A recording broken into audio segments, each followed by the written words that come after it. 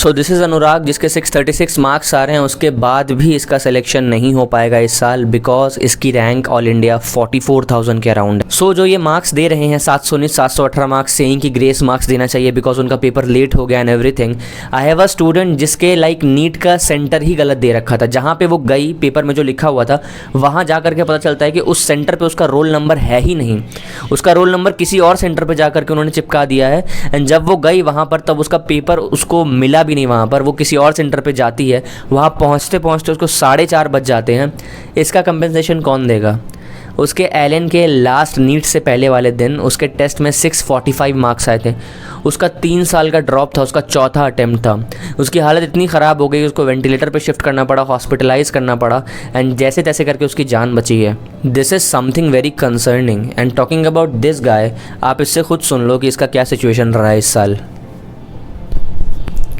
Actually मेरे इस year 636 marks आ रहे हैं। लास्ट ईयर इतने ही मार्क्स पे अराउंड 11,000 रैंक था, तो मैं एक्सपेक्ट कर रहा था कि अगर बाई चांस अगर इन्फ्लेशन बहुत ज़्यादा भी हुआ तो मेरे जो मार्क्स होंगे वो करीब 20,000 to 25,000 के बीच में रेंज करेंगे, ताकि मुझे कोई एक साउथ का या कोई नॉर्थ ईस्ट का कॉलेज तो मिल जाना चाहिए। मैं ये एक्सपेक्ट कर रहा था, पर जो कल रिज़ल्ट आया वो बहुत ज़्यादा ही शॉकिंग था, क्योंकि जो मेरे मार्क्स थे वो जो मेरे रैंक थे वो अराउंड 44,000 पहुँच गए। और मेरा ये पहले से ही मैंने दो ड्रॉप ले चुका था।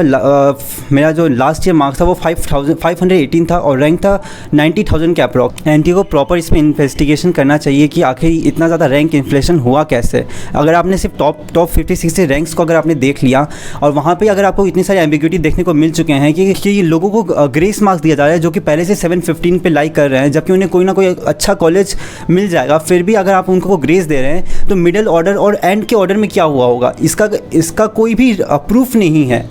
इसका जो एंटी है एटलीस्ट पूरा मेरिट रैंक लिस्ट आप जारी कीजिए अराउंड 1 लाख तक, तब हमें पता चलेगा कि क्या एम्बिग्यूटीज़ हुए हैं, क्या वो बच्चे असली में हैं जो इतने मार्क्स और इतने रैंक पे लाइक कर रहे हैं। मेरे पहले से 2 ड्रॉप हो चुके हैं। अब मेरे पास कोई ऑप्शन नहीं बचता कि अब मुझे क्या करना चाहिए। अब मुझे या तो फिर पूरा का पूरा स्ट्रीम चेंज करना पड़ेगा या तो फिर मुझे फिर से ड्रॉप लेना पड़ेगा। पर ड्रॉप लेने पर भी ये कौन सी गारंटी है कि जो नेक्स्ट ईयर जो कट ऑफ होगा वो फिर से रीस्टोर होगा, फिर से वही जो 610 620 हम लोग कट ऑफ एक्सपेक्ट करते हैं हर साल वो होगा। कोई इसकी गारंटी नहीं है। क्या पता नेक्स्ट ईयर भी सिर्फ आपकी गलती की वजह से हम लोग को सफ़र करना पड़ता है। सिर्फ आप भले पेपर लीक हुआ या नहीं हुआ, आप तो वैसे भी एक्सेप्ट नहीं करने वाले इस चीज़ को। कहीं ना कहीं से लूप होल्स हैं हमारे जजमेंट में, यहाँ वो आप कहीं ना कहीं से बच जाएंगे। बट हमारे फ्यूचर का क्या होगा?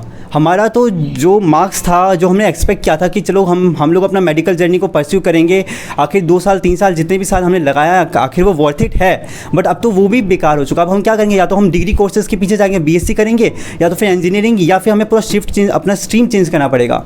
अब इसका रिस्पॉन्सिबिलिटी भाई कौन लेगा? ओके सो लाइक जैसा इसने बोला ये सब चीज़ें जो भी इसके साथ इशू हुआ है, but after looking at so many things सबके साथ यही दिक्कत हो रही है। सबको जब आप ग्रेस मार्क्स 719 वाले को दे रहे हो, उसको नहीं भी दोगे भाई तब भी वो 715 लगे कहीं ना कहीं चला जाएगा। बट वो बच्चा, उसके आखिरी टेस्ट में एलन के टेस्ट में 645 मार्क्स आए थे यार। जब वो बच्ची सेलेक्ट नहीं हो पा रही है एंड यू आर थिंकिंग कि 715 वाले को ग्रेस देते हैं 2 नंबर बिकॉज वो थोड़ा लेट हो गया था, थोड़ा डिले हो गया था, दिस इज़ नॉट डन।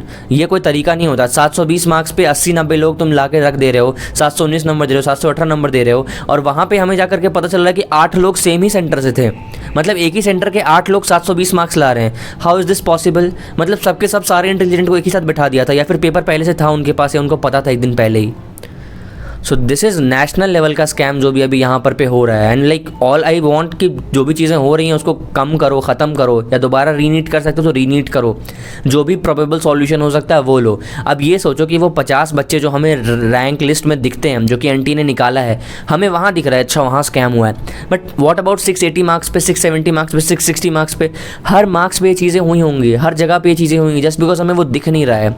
अब किसी के पास एक दिन पहले पेपर आ भी गया होगा तो बहुत स्मार्टली उसके घर वाले ने बोला होगा कि बेटा पूरा पेपर मत अटेम्प्ट करना, 5-6 क्वेश्चन खाली छोड़ देना, ताकि ये ना लगे कि तुम्हारे पास पेपर ऑलरेडी एक दिन पहले था। अब तुम कैसे क्लासीफाई करोगे किसके पास पेपर था किसके पास पेपर नहीं था?